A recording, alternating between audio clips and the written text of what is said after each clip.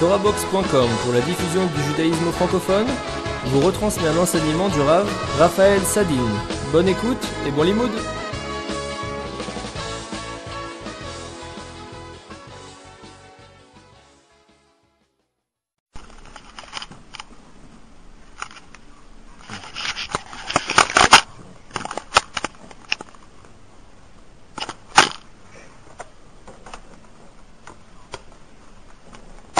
Bien, et ben voilà, on peut partir. Donc on va étudier ce texte ensemble. C'est un texte très classique qui a été commenté par Lévinas, qui est peut-être la plus célèbre des commentaires talmudiques de Lévinas.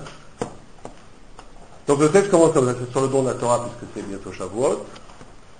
Le texte commence comme ça, il dit.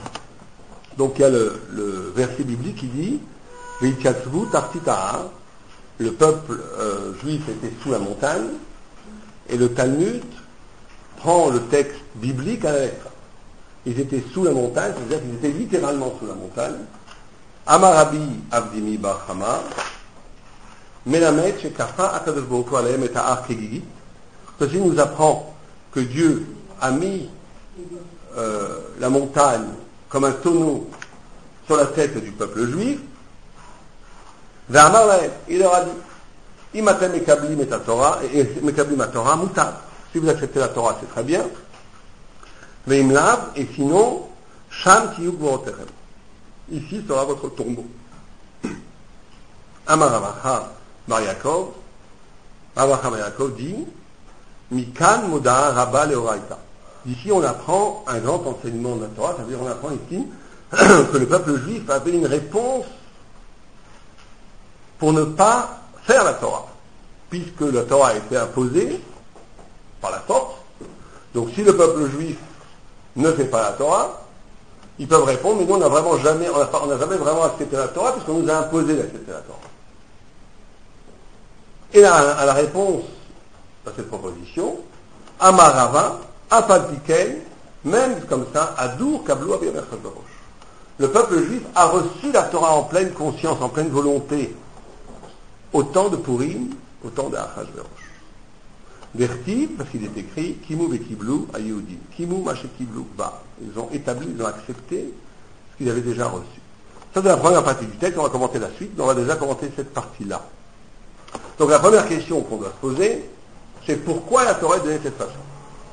C'est la première question. Et la deuxième question, sur quoi porte la coercition divine? Est-ce qu'elle porte sur toute la Torah ou sur une partie de la Torah? On va voir que c'est des discussions chez les commentateurs sur quoi porter cette façon, cette violence dans la donation.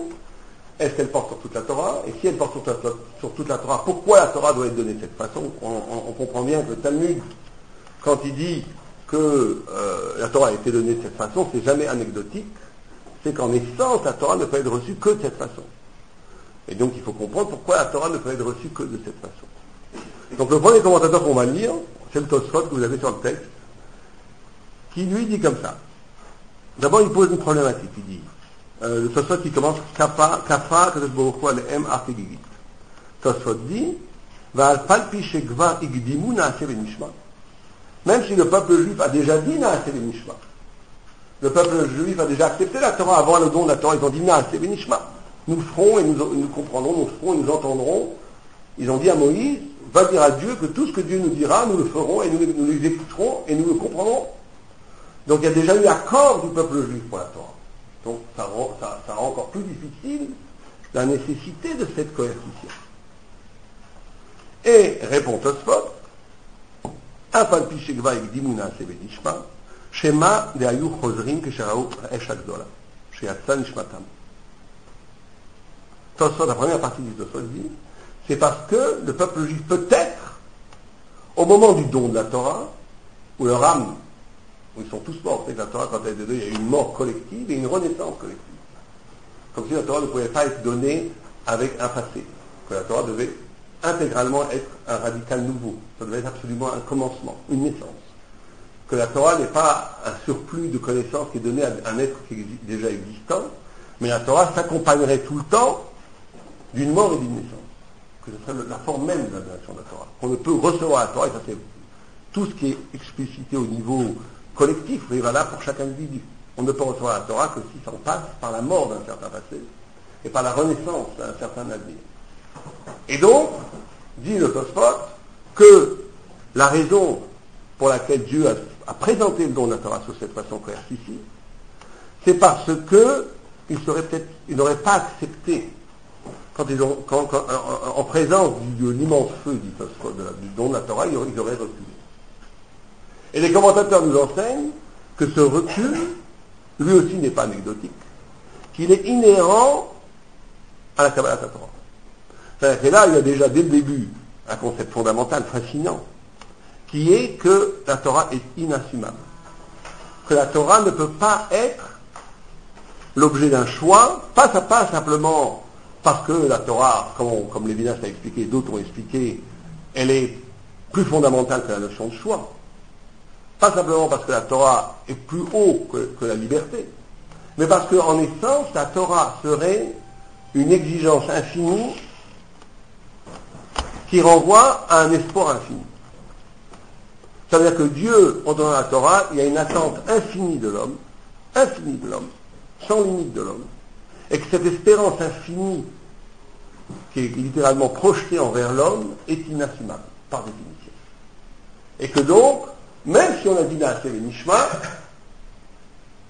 l'élection, c'est comme ça que les commentateurs expliquent Tosfot, l'élection est une élection que quand on est incapable, quand on se sent incapable de cette élection. Et paradoxalement, c'est à partir de cette incapacité de l'élection que l'élection elle-même va se vérifier, va être rendue possible. Alors pour comprendre ce commentateur de Tosfot, il faut comprendre des choses très simples. Les commentateurs dévient un peu, mais ils disent la chose suivante. Ils disent des choses très pragmatiques. Que dans la vie, on est toujours confronté à deux dimensions d'existence.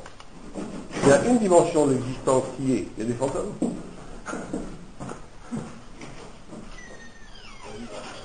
Désolé. Il y aurait donc une dimension d'existence qui serait...